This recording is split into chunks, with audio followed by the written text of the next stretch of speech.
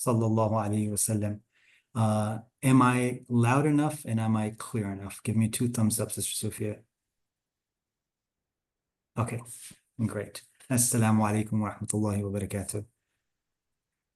Greetings from Dubai. I'm joined by my colleague Zainab from Dehradun in India, and either now or shortly, my colleague Wahaba, also from Dubai. In fact, I turned my video off because there was a knock on the door. I told my son we're in a hotel, that if it's an emergency, you need access, give me a triple knock. So I heard a triple knock and I had to excuse myself for the moment. So further triple knocks aside, you have me for the rest of the session. I'm going to share my screen. And I will assume that the people in this session were in Dallas, but if you were not, I think you should still be able to follow along.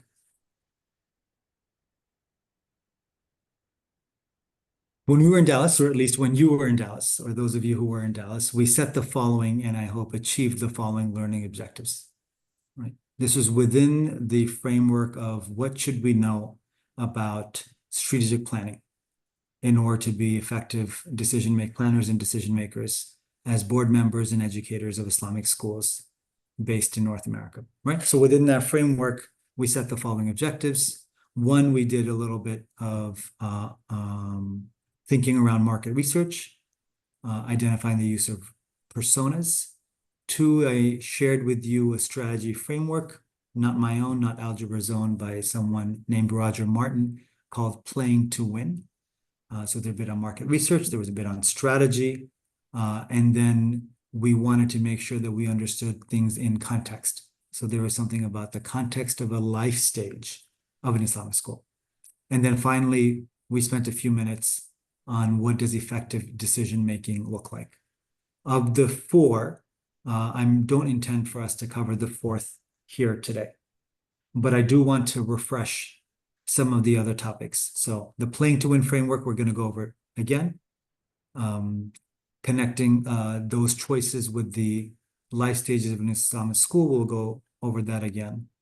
And then we'll do a reflection in groups, if the size merits groups, on what's emerging in your own thinking based on this refresher, what additional questions you may have, and how you think you should orient yourself at your schools going forward. Okay. I'll keep this short because I want to spend more time on discussion, more time on questions, and more time in groups with yourselves. But I think it's worth reminding ourselves that strategy is not so much about planning as it is about choices. I think it was just yesterday that I was invited to help with the kickoff session of a Muslim nonprofit, not an educational institution, but it reminded me of the same sort of challenges that you often see in strategic planning, particularly with nonprofits. They had a 3-year plan, they had a 5-year plan, they had SMART objectives, they had different themes that they could roll up. So clearly they'd done homework, but it was all about, we want to do this and this and this and this and this. And none of the homework suggested to me that they had faced any hard choices and decided what we will do and what we will not do. All right. So choices entail risks, and the easiest thing in the world is to say we'll do everything. But saying no is a choice. Doing everything is not a choice. Once you've identified the hard choices and picked which ones you are going to do and which ones you're not, those choices drive action. And the framework that I shared in Dallas, as I mentioned from Roger Martin, is called Playing to Win. It's described as a strategy cascade. Imagine waterfall, where there are different steps to the waterfall. It's a cascade down, but then as you can see from the arrows, it's also a cascade back up, because this is not 1, but 4 choices. In fact, 4 sets of choices, and they're interlocking, right? One feeds into the next feeds into the next, right? But as you go to the next one, you can also force you to revisit the previous. What is our vision? That's the sort of the biggest, most abstract, high-level question you can ask. A very important question, but don't spend too much time on it. Especially if you're an established organization, you should have a clear and compelling vision.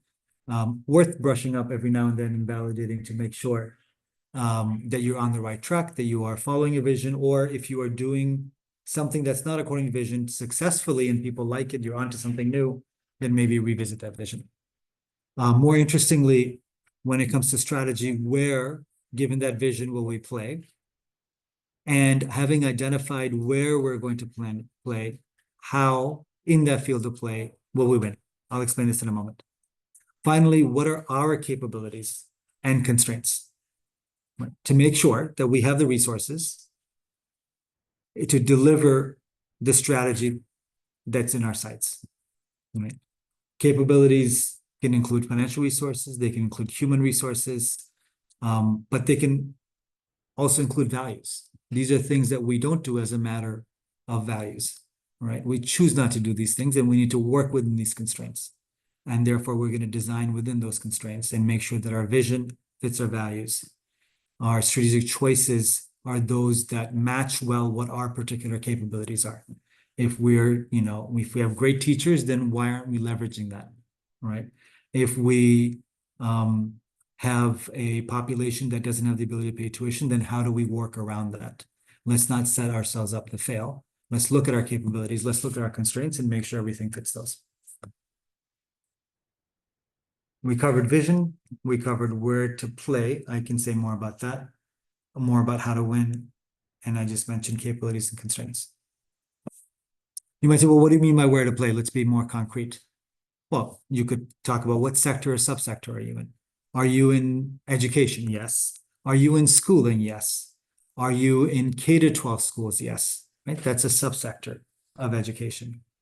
Consider which audience segments you're focusing on. Well, that's obvious. We're focusing on parents and students. Great. Are you also focusing on teachers? Yeah, sure. Yeah, but are you really focusing on teachers? Because if you're focusing on teachers, then you should be solving their problems as much as you're solving the problems of other stakeholders. So figure out which audience segments are important to you. Donors. Is tuition enough for you to cover your business model? And if it's not, how important are donors to you? Are donors already on your board and they just write a check? Great. Are you attached to a masjid that's going to write you a check? Great. No, if you have to do an annual fundraising drive, then, and those donors change from year to year, then your donors are really important. And maybe they're more important than your teachers. You have to figure out for yourself who's important, and then who your competitors are. These are all sorts of choices. And then we went into more detail in Dallas: geography, level, type, what do you cater to? What language instruction do you have? What format do you have? Lots of stuff that you could go into. I'm deliberately doing this quickly because I'm assuming you were in Dallas and you don't want me to spend as much time on stuff that we've already covered. Now, if you've picked your field of play, we are going to be an Arabic first K-12 Islamic school in a market where none of the other Islamic schools do Arabic right. Great. So what you've now stumbled on is not only where you're playing, but why people would pick you over someone else. That's a how to win. If I'm your target audience, how will you win me over? If you look at my alternatives, I could send my kids to public school. I could send myself potentially to private school. I could send my skills to another Islamic school. I could teach my kids myself. Why should I send my kids to you? Right? Is it, like I said, because your Arabic is better than anybody else's? And do I care? Is it that your tuition is free, or at least that you offer more discounts than anybody else for siblings? Right? What is it?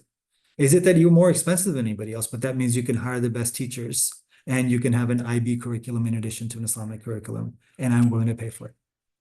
So what is the value proposition and the financial model that supports it? Right?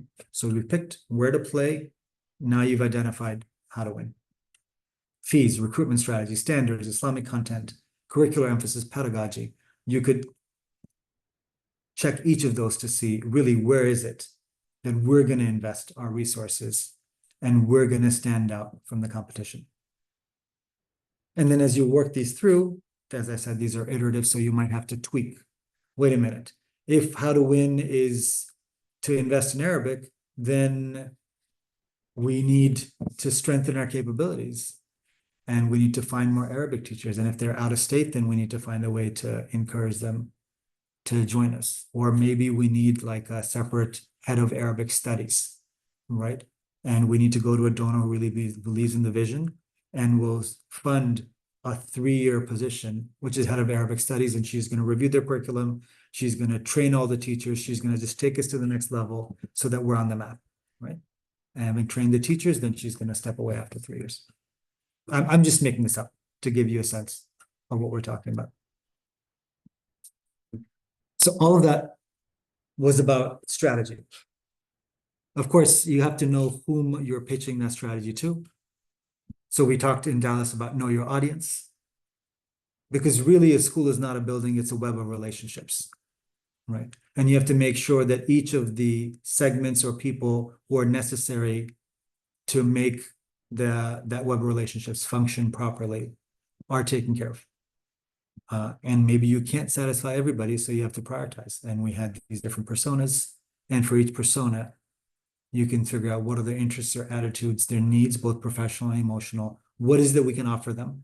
Maybe financial or non-financial, and what is their ability to pay, whether financially or in some other terms. Okay, so what is it that we're doing?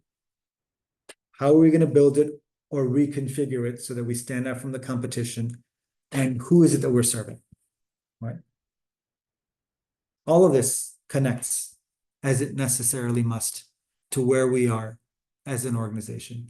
It could be that we're just an idea in the mind of a founder and she's trying to find, a small band of people to make it successful. It could be at the acorn stage. It could be at the sapling or young plant stage where it is a school, but it's a young school. We're 4 years out, which means we only have 4 grades in our school and we're building each year. It could be a mature school. We've been at this for 25 years. We know what we're doing. We are the school of choice in our geographic area, right? It could be that we are a have-been, that we used to be the school of choice. We're still the biggest school. We're still the oldest school, but the best teachers no longer come to us. The best students no longer come to us. And parents who had the ability to pay the higher fees have moved elsewhere.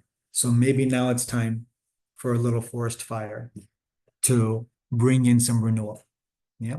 So depending on where you are, either overall in the course of the life of the school, or maybe at a particular point in time because of a particular crisis that may have happened or a particular opportunity that may have risen, you have to make sure that your choices fit the context of who you are and where you are. Okay, enough Abdur-Rahman talking. Let's open up the floor. Zainab? Yes. Assalamu alaikum, everyone. My name is Zainab Ehsan and I work at Abdur-Rahman at Algebra. So now we start a section of our presentation where we allow our participants to interact with each other and also to reflect on some of the insights that may have emerged since February in your own experiences with your schools. I understand and I learned from Sister Sufia that there are attendees here who were not present at the Dallas retreat. So Abdur-Rahman, I think we should have around 3 groups. Do you agree? We have 15 attendees, including our teams. Yeah, sure. That makes sense. Okay. So if I could request the participants who were present at the Dallas retreat to please raise their hands, if possible. So when we do distribute the breakout rooms, we would like to have at least one person who did attend the retreat in the room. I mean, just that would be nice to have. What I would now do is that break people into groups of 5, since we have 3 groups. And let me just also share I'm sharing the link first of all in the chat for everyone to see. Once you open the link, I would request you to scroll down to slide number 24.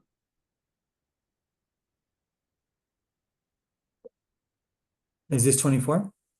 This is 24, that's right. Okay. So as a direction for the groups, the first step that you need to undertake is that each person on the group will fill out these post-its individually. All you need to do is click on the post-it and a text box will open up where you can type in based on the prompt. And then each group needs to pick up a reporter. So at the end of the exercise, the reporter will share the insights.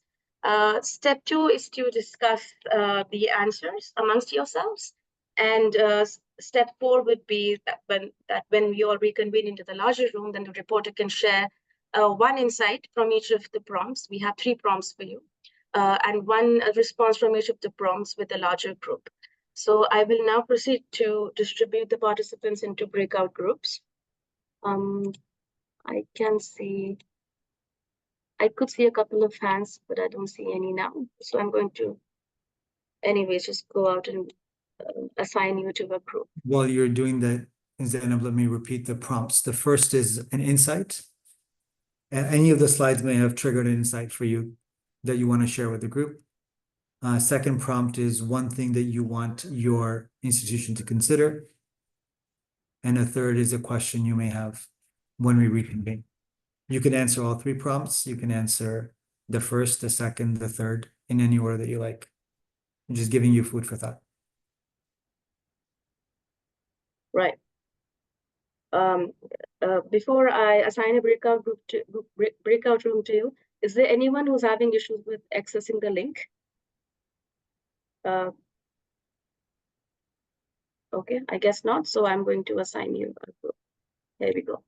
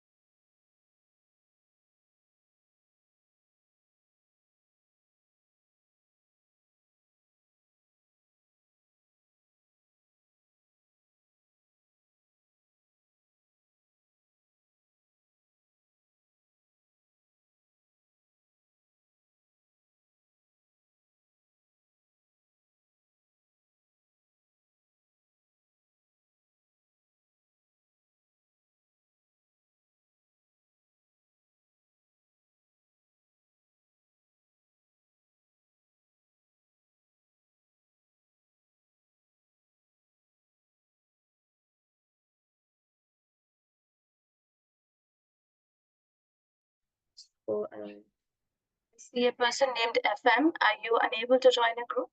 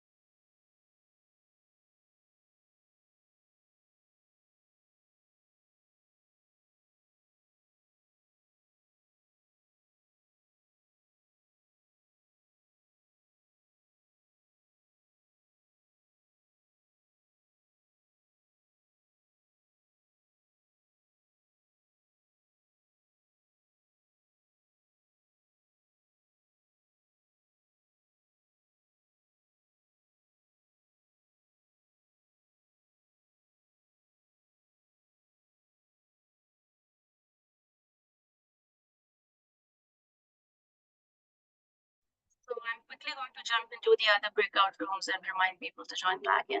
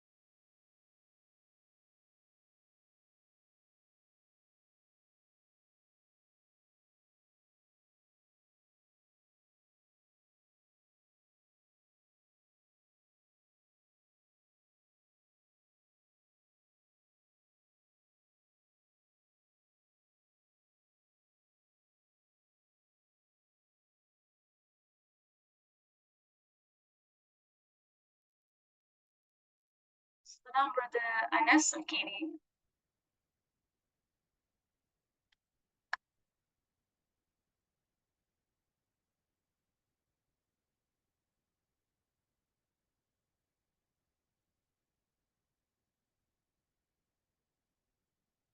Sister Zaina, Yes. when everyone comes back, could you just Yes. share the screen for those slides? Because when I go to the Google Doc, I can't see. I can just see that. So if it could be a shared screen so we could just read directly off of the Zoom as opposed to going to the document again. Sure. Shukran Yeah, so you will much. be sharing the screen. Yeah. Thank Also, I think we should be group B. Group Okay. A was yeah. I'm just assigning group names to everyone so that we all have our turns to speak. Thank you so much. Yes.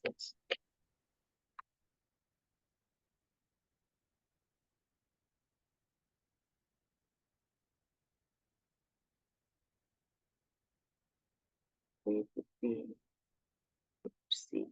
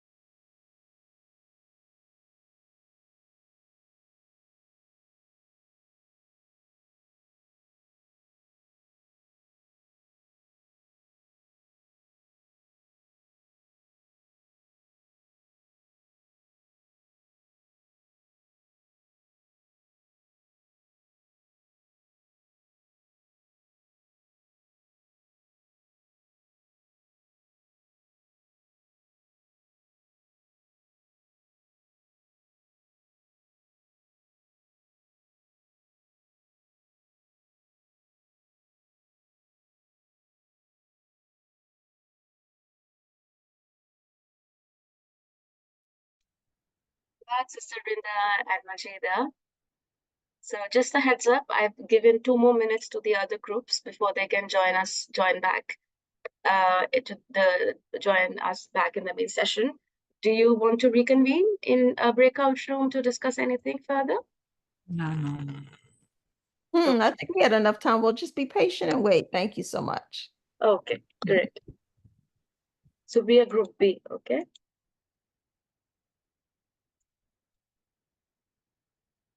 Okay.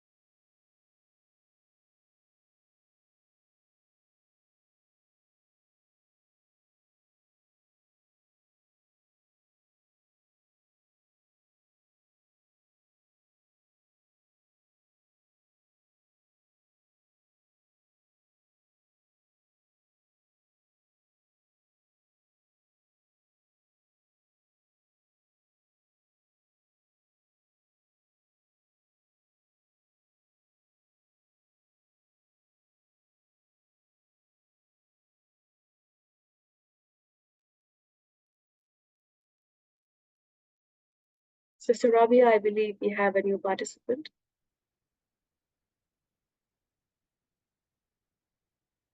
I see iPhone has joined us.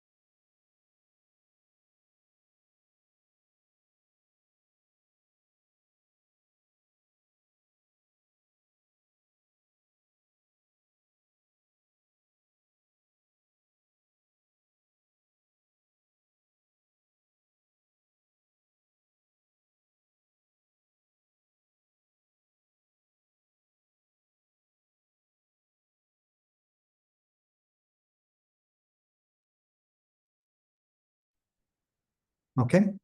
Wilderness, this was meant to be a 90-minute session. So we're almost 50 minutes in. We have 25 minutes left.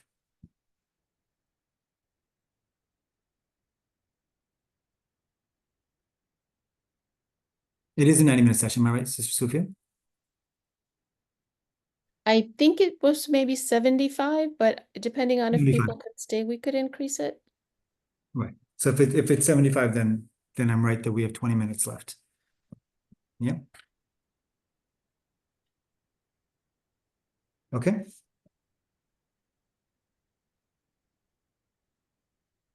I assume we're all back in the main session and that each of the groups have a reporter. Zainab, can you remind me who Group A is?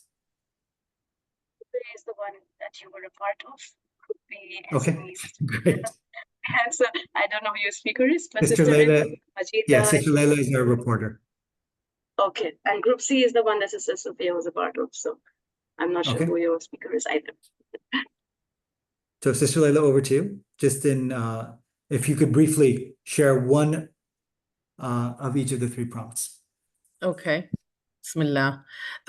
For an insight that emerged, it's gone. Oh, there it is. Okay. Since 2 of them focused on teachers, especially when it comes to recruiting and retaining and financing, that's something that many of our schools continue to struggle with. So how do we recruit and retain teachers? Okay. Next.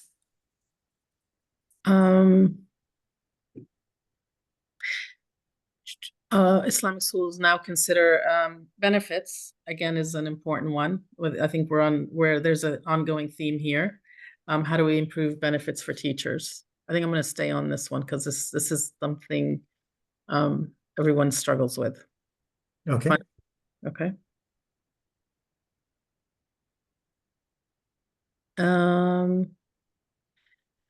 There's a question about collaboration, but I think it also it goes along with the other question that we have. How can we decide what our focus area is when there are competing ideas among stakeholders? There's also competing institutions, right? If everybody's trying to create hufaz, where do you go for the best hifz program? But if there was more collaboration amongst institutions, maybe they can each have a niche. So that would be the focus here. How do we collaborate and rather than compete? Okay, great. So I'm going to ask you to speak to one of the points that you raised, and then I'll speak to the question that you shared. Can you say a little more about benefits as you were sharing within the group, if you could share with the wider group, both the source and then any of the insights that emerged from that study? Okay. So I think it was, I don't know if it was ISPU and ISLA, and Sufia was on that panel as well, just shared a report that was done, and it focused on salaries for Islamic school teachers, the benefits they received, the ability to retain teachers. And it is a lot of great data, and it compares large schools, small schools, based on their income, based on the number of teachers they have. And one of the members of our group now just pointed out that one of the things that kind of puzzled him was that larger schools that had more money actually struggled to get teachers more than smaller schools. And what I shared was that there is research, and it was a research report that I read last year that came out of Harvard Business School, that focused on the reasons people stay at their jobs is not necessarily always linked to tangible or material gain, but that one of the priorities is how they feel about their job, the level of morale for the employees, and the feeling of fulfilling a purpose, having a purpose, and feeling good about the place they work in. And so that if we may not be able to afford to pay teachers the same way that public schools or other private schools do, but as Muslims especially, we can find ways to ensure that we're providing a very supportive work environment, and that we are having conversations with our teachers. And I think we often dismiss that as well, that we need to be having conversations, empowering our teachers, letting them guide the whatever we provide for them is guided by their voice, not by what we think. And so I think those are things that are really important to keep in mind, is how we treat our teachers, how we make them feel, what we provide for them and support, other than the salary or benefits, while we continue to strive to give them better salaries and better benefits, inshallah. So let me press that a little further. If I know one industry better than others, it's the finance and investment industry. I've been in Islamic finance and Islamic investment for roughly 2 decades. And there is research to suggest that non-financial incentives are as, if not more important than financial incentives. And I'll mention 3 in particular. That's not really true in finance and investment. And it's because finance and investment attracts people who are motivated by the level of income that they have. Teachers are at the other end of the spectrum. For the most part, people don't sign up to teaching jobs to make money. So yes, they want money because they want to provide for their families. And yes, they want money because they want to feel valued. But their primary motivation is not financial income. And therefore, especially in sectors like education, non-financial incentives are really important. And you can much more easily compete on non-financial incentives, because not only are teachers underpaid, they're also undervalued. But it's much easier to value teachers than it is to pay them. So I'm not saying take advantage of your teachers and not pay them well, but I am saying that don't ignore the importance of non-financial incentives.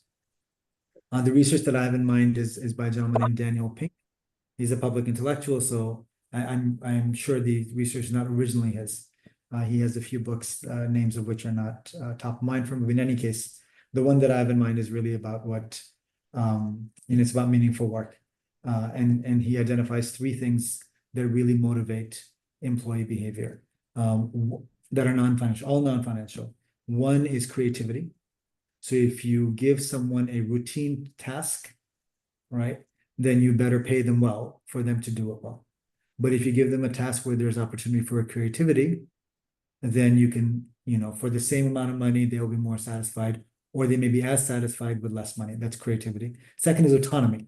And this goes to what Sister Lena was mentioning. If you include their input, or if you don't micromanage them, if you give them the opportunity to set forth their own mandate and then fulfill it, that's much more fulfilling. So creativity, autonomy, and the third thing was meaning. If they find meaning in their work. And all 3 of those are drivers that I think we can really focus on.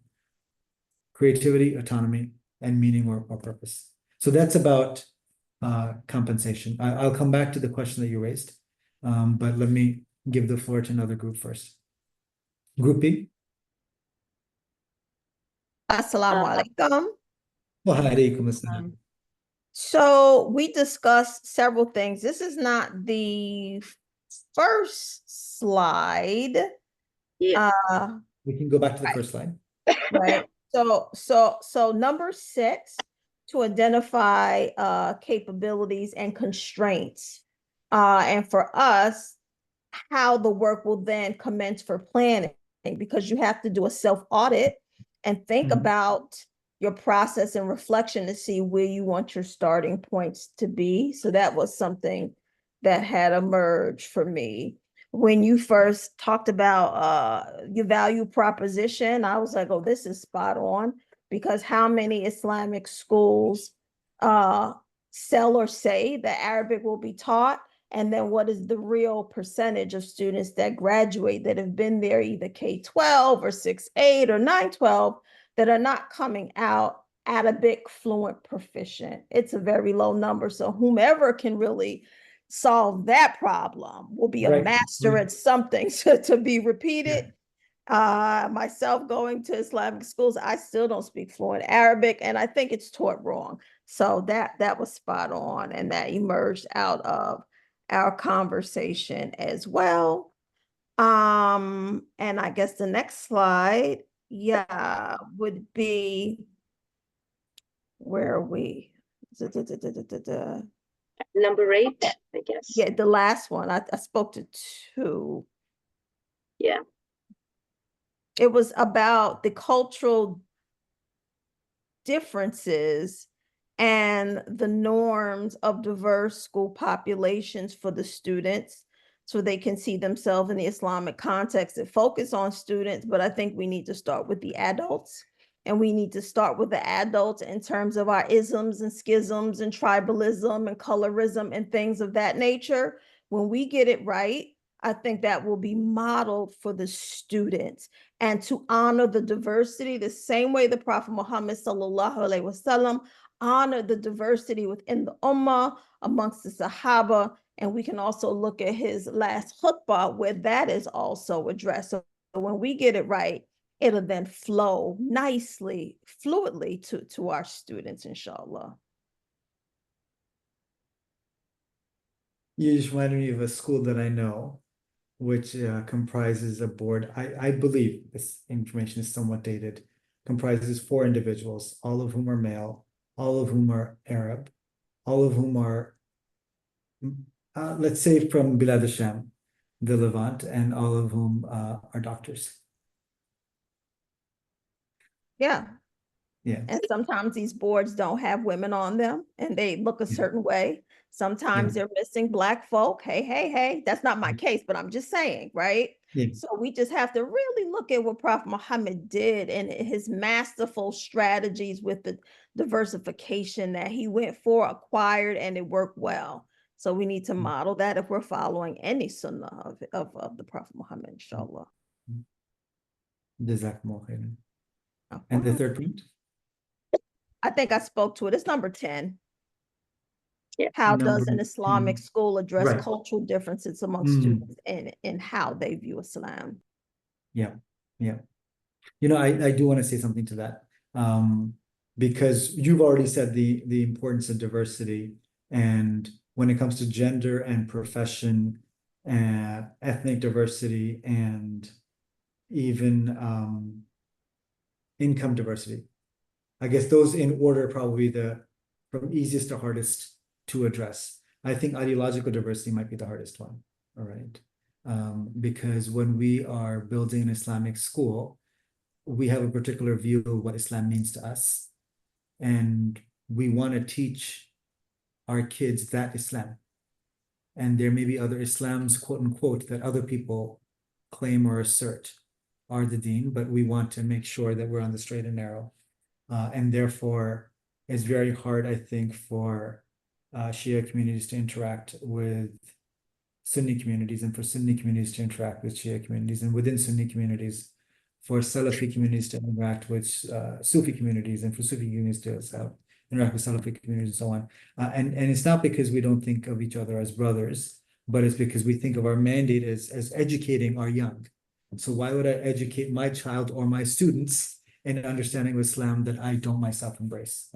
And that I think might be the hardest. The others are easier. And one thought I have, which is that if you can identify where the limit of your comfort zone is, not where your comfort zone or the core is, where the limit of your comfort zone is, right?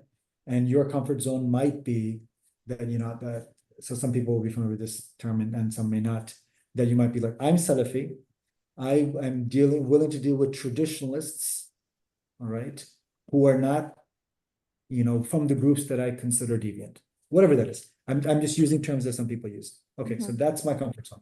I love Salafis, but I also work with traditionalists who are not within deviant subgroups. Okay, so let me bring one of those onto my board so I can demonstrate to the teachers and through the teachers to the students, what's the level of diversity that we can manage together.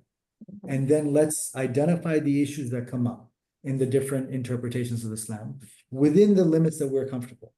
And let's just be explicit about that. Make it in our vision statement, make it in our pedagogy, make it in the historical examples that we use, make it in the literary and language examples that we use, so the students can see that, you know, I'm Maliki and she's Hanafi, but this is how we're working that out.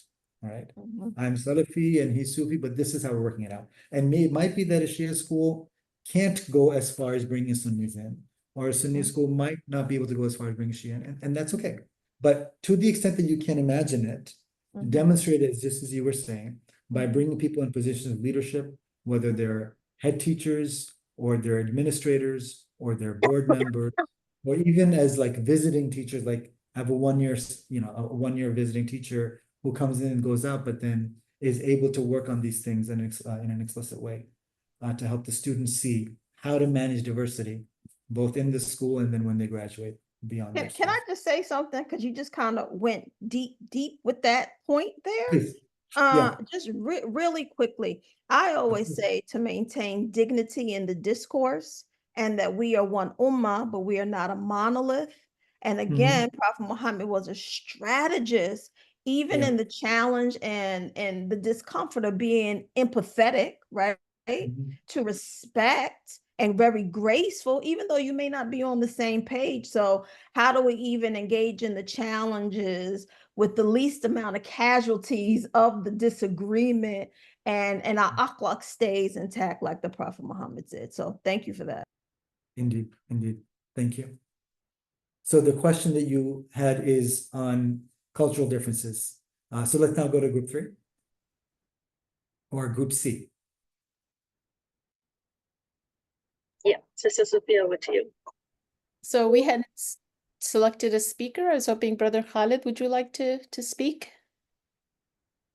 Or Brother Muhammad? You guys get tired of me speaking all the time, so I wanted to give somebody else a chance. For me, no problem, but you want me to speak about the questions? Yes, some of the things we were talking about, the insights that emerged for us. What are we, Just you know, pick so one from each slide. Praise Allah subhanahu wa ta'ala, Muhammad. First of all, we are in Japan. It's a new school in Japan, in the south. So our main problem here that we're just new. So most of the time we are being compared to the Japanese system. They are very strong in the educational field. They have like a lot of like years. So how are you going to prove yourself in this complex setting? At the same time, we are not accredited. So most of the time we are very afraid. What's the future of the students? Are you sure that you will have like a strong system that we can rely on? And this kind of question. And I That's a think great. one of the and I just for some background, so in our group, so we had Brother Khalid from a school in Japan, still fairly new. We have Brother Muhammad from a school in Iowa that has not opened its doors yet, so they're, you know, still trying to establish themselves, get enrollment, so on. And then we had Brother Marwan from Florida, where there's a robust school choice program, so they have funding through that program, which is very helpful. So it's really interesting conversations we have. But I think, yeah, and one of the insights that I think that we talked about is how to distinguish yourself. As Brother Khalid said, he's in Japan. That's what the parents are comparing them to the other schools that are open to them. They haven't been able to really distinguish themselves, and they saw that, you know, between what you presented, Abdur-Rahman, was using those different techniques. Like, for example, the personas Brother Khalid mentioned that he's using that, trying to have personas for every student and so forth, and aligning all of that with mission. But then how do we make sure that the marketing department is using, you know, not marketing from a corporate perspective, but from an educational kind of perspective, using mission and personas to come up with a marketing plan. So all kinds of things happening in that group there that we were talking about. MashaAllah. I think some of these really need to be follow-up conversations. This is supposed to be a follow-up session, but even we may need maybe individual follow-ups for some of these conversations. Is there something on the next slide that you want to share?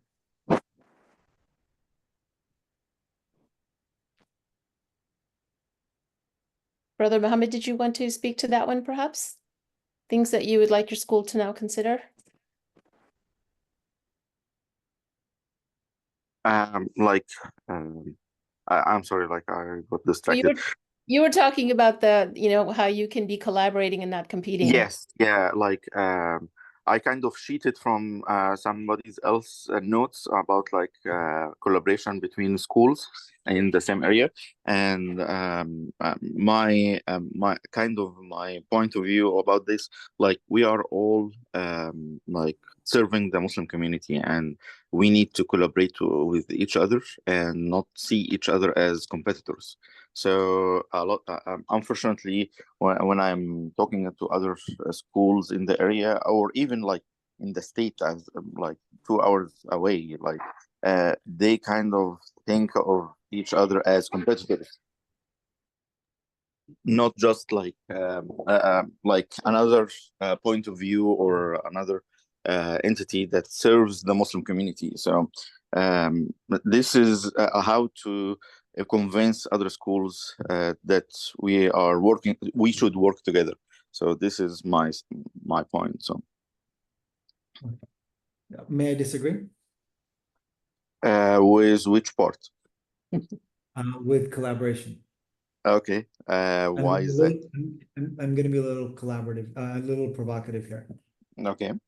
You have the right to do so. We have two sort of conflicting impulses. One impulse is to protect what we're doing, because we want to succeed and we want our students to succeed, and we're threatened by anyone else's success. And if they try to do something similar to us, we get very nervous, right? And that's what you don't like, and I don't like that either. But then there's an opposite impulse, which is like everybody should get along, right? We should do everything together, all right? And if that means that we should not compete, then I don't agree with that. And it's not about like doing everything together. It's more about like sharing the knowledge, or sharing the resources. So if I'm aware of a certain fund, like why don't I share with other schools, like this fund is available for you guys or for us? And if we are doing like a gathering or like an awareness in the community, why don't we collaborate on having like an event together? So I understand like with fundraising and attracting students or attracting teachers, this can be challenging, but like we like from my perspective. Let me put it this way, and I am being forceful here because I want to connect it back to strategic planning, right? This is really important to strategy, at least strategy in the sense that I put it forth, which is strategies about making tough choices. Okay. And strategy is about identifying who counts and what needs you're going to solve for who counts. So you might say, really, I care about young mothers. That's what I care about. Those are the problems that I'm solving. We're going to set up a Montessori, all right, that's going to be better not only than other Islamic schools, it's going to be better than other private schools in the area, because that's what we're going to focus on. Okay. Right? So the person who matters to me is a young mother, and I'm going to give her the best education, all right, along with the values that she believes in, so that she doesn't have to worry about any of the available alternatives. Okay. What you've just done is you've identified who matters, what their problem is, and how you're going to solve. Now, someone else might say, who matters to me is those Muslims who want their children to be the future Hufaz, Qurra, and Imams of this community. That's who matters to me. And therefore, I'm not going to compromise on the quality of the Arabic or the quality of the Islamic studies in my school, even if our math teachers are lousy. That's what we're going to focus on, because I know whom I'm solving for, I know what their problem is, and I know why my solution is going to stand out from the rest. Now, I just gave you two very different examples. Now, those two groups, I have no problem with them competing. They don't need to collaborate, right? They don't need to pool resources. You shouldn't be threatened by competition. You should figure out who you're solving for and then see how your solution can be the most compelling one for them. And what does that require you to do? That requires you to focus your attention and to focus your resources. And then if we're all competing within the same community and we all have different foci or different focuses, suddenly the choices open up to the whole community. Yes. And we're not threatened by competition. all right? Mhm. We're all competing with the same community, but because our foci are different, because I'm focusing on someone else and something else, and you're focusing on someone else and something else, it actually improves the overall outcomes for the whole community. That's why choices are so important. Choices are important for the schools and choices are important for their stakeholders, right? So again, I don't want to get into should we compete or should we collaborate? But I did make that point that think of what you're focusing on. Don't think of 12 things that you're going to be good at. Don't think of 12 different people that you're going to satisfy. Pick of 1, 2, or 3 people that you're going to satisfy. Think of your ideal donor. Think of your ideal parent. Think of your ideal teacher. Figure out what they need that you can solve for better than anybody else. Right? When you focus in that way and then you line up the resources behind that, then you will stand out in a way that those people that that matter to you will come to you. Right? And then of Yes. course, celebrate other people's success as well. Let them focus on other people and other problems, and you focus on the people and problems that you focused on. That really is a very different way of looking at strategy because you're turning your attention outwards rather than inwards. You're not thinking, oh, what is my mission? What is my vision? What do I want to do? Right? What do I want my children and my students to learn?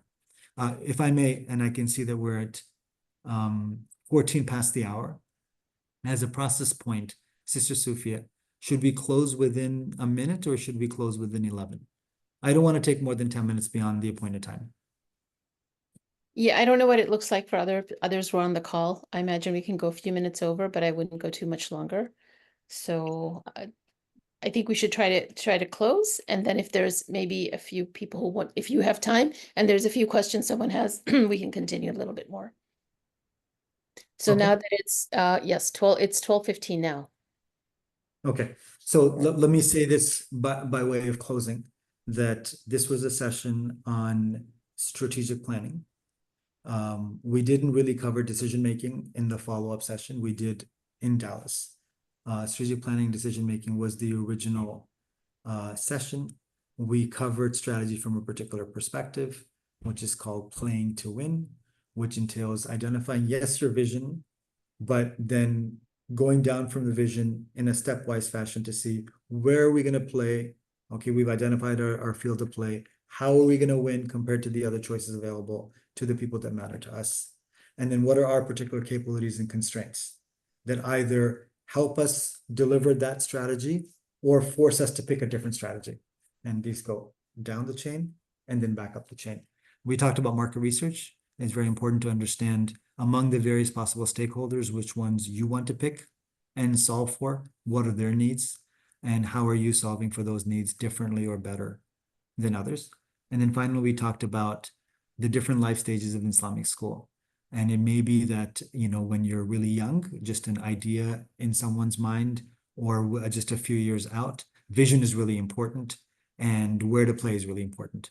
But how to win may not be as important. Capabilities, constraints may not be as important. But it might be that you're 15 years in, you've got your vision, you got where to play, but you need to refine, you know, how to win. You need to change your funding model. You need to change your cost model. You need to identify, you need to beef up your capabilities. So depending on where you are is going to affect what you need to focus on. I'll end there. If you go to the final slide, Zainab, Sister Sufia has our contact details at Algebra. And you'll see here that you can reach us at algebra.co, not com. You can also try to connect with me on LinkedIn.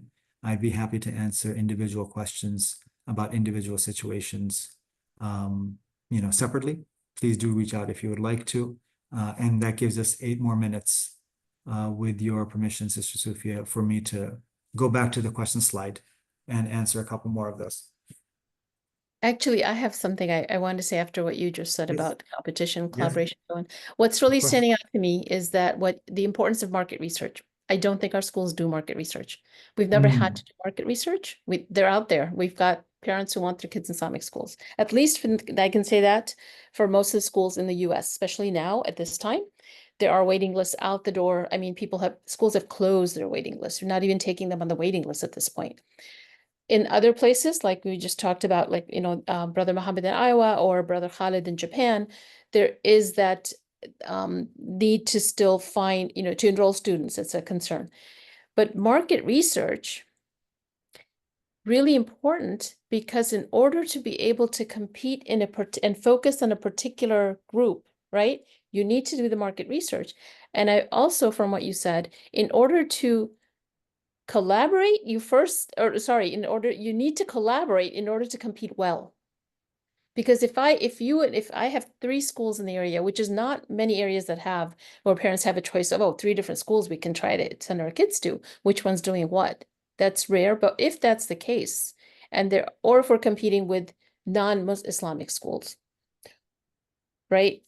You have to collaborate to know what is your focus. You've got, all right, you're focused on the best pre-K program. You're focused on the Arabic language immersion program. You're focused on I got this. Right? You worry about something else. Right. Yep. Yeah. I hear you. You have to collaborate in order to compete. I take that point. In fact, it's not just Islamic schools, but you can do that with public schools. If you don't have athletic facilities because you don't have the resources, all right, then what's your neighborhood public school system offer? All right. Can you strike up a partnership where your Arabic teachers offer them, Arabic classes on the side, and they give you access to their courts, right? If you have high school students and you don't have, an IB program or an AP program or some of the more advanced classes that are available in big public schools, can your students get credit by taking classes at the closest public school? Right? So certainly striking up partnerships like that, whether it's with other Islamic schools who might be a little more possessive or protective, or it's with public schools or other private schools, I think that's really important. I want to say a little more about market research. Yeah, I think there's something on Bayan. Sister Sufi, you mentioned Bayan earlier. It's not always easy to drop everything and go back to school, but something like Bayan, and there are some other programs like that allow you to do it part-time, that you allow to do online. I think they have a fundraising course online for Muslim Islamic nonprofits. Bayan in particular does. I do want to go back, if I may, and I'll keep it to 5 minutes. Can you go back to the question slide, Sister Zainab? Market research can help you identify who your target is. And very often we'll think our target are parents and parents and students. Great. So if it is parents and students, then what you should try to figure out from that market research is really how many people are we talking about, right? And of those people, what's their ability to pay? All right. How many people and what's their ability to pay? Because that's going to restrict what you're able to offer. The more people you have, the higher their ability to pay, of course. And if they don't have the ability to pay for the vision that you have, then what's your alternative? At which point donors become as or more important than parents or teachers. So my next point is for donors. If you are short on resources, then adding, $250 to each teacher's pay is going to be more expensive than hiring a new teacher. Right? Maybe it's not $250. I don't know the math, but if you try to solve for everybody, it's going to be more expensive.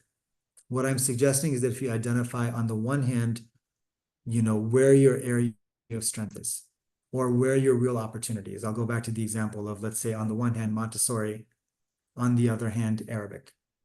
So then figure out who the best Arabic teacher in your state is, who is willing to move to your area, and hire her. And then go to your donors and say, I don't just want money in general for our school. I want money for one teacher that's going to move the needle and make us the best Arabic school in the city, right? So you target what your opportunity is, and then you target fundraising for that opportunity. You say, you know what, we have a great pre-K program, but I want to bring a Montessori trained professional who's been at this 20 years, and her salary is, probably $20,000 more than we can afford. We need it for 3 years, all right? So I need $60,000, and I'm going to go to donors who are interested in exactly that. So I'm going to target my fundraising, $60,000, to bring in this expert to take us to the next level. Why? Because it's contributing to what I want my school to be famous for. The Montessori school need not be famous for its Arabic. And the Arabic school need not be famous for its pre-K program. All right. So once you pick your target, the market research will help you identify not only the size of the market and the demand that's available for the service you have to offer, but also help you match donors to opportunities. Yeah. Let's leave I it there. think that It's 8:23 just- here in Dubai. I'll Let give you me the just last word, do a Sister follow. Sophie. Yeah, I just want to do that follow-up that because of the question in the chat that came up, which was on my mind. How do you Oh, conduct sure. market research? You know, how do you? We have people, we don't respond to surveys at all, even when we get them. How do we find the contact information to send the survey to, how do you, I don't know.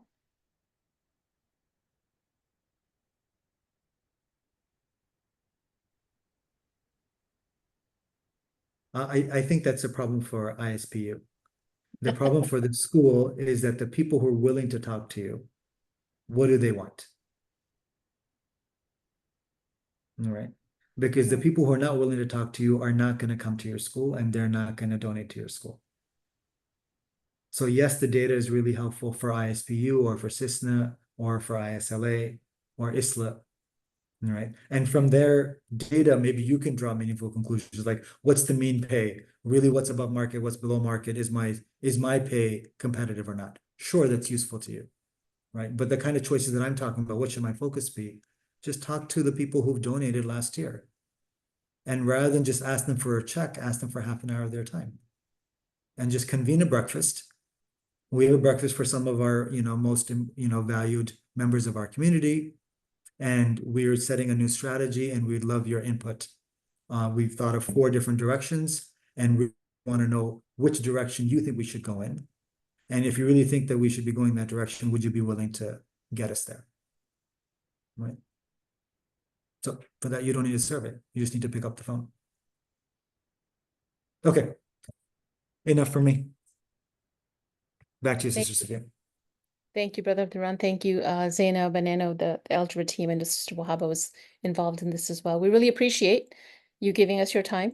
The information you provide is very useful, but it's also just a matter of using the information. So I do encourage those who are with us right now in person, and then those who may be viewing this later, really take the time to use the resources that have been provided.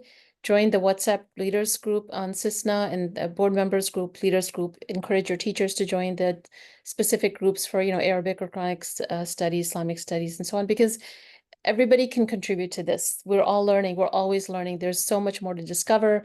Just as the question about market research, how do we get out there? How do we find out? It's by talking to each other, by having these conversations, learning from each other. So I guess that's what I'm going to close with, is just to, appreciate those that you all joined and those of you who are going to take the time to listen. And I am going to ask if Abdur-Rahman, if you could just do a concluding dua for us as we close out. Okay. بسم الله الرحمن الرحيم والعصر إن الإنسان لفي خسر إلا الذين آمنوا وعملوا الصالحات وتواصوا بالحق وتواصوا بالصبر.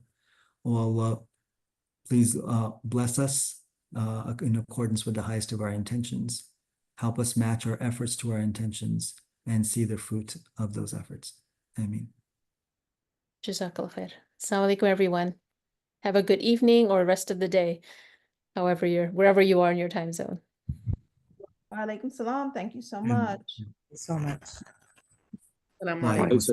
Thank you so much. Thank you.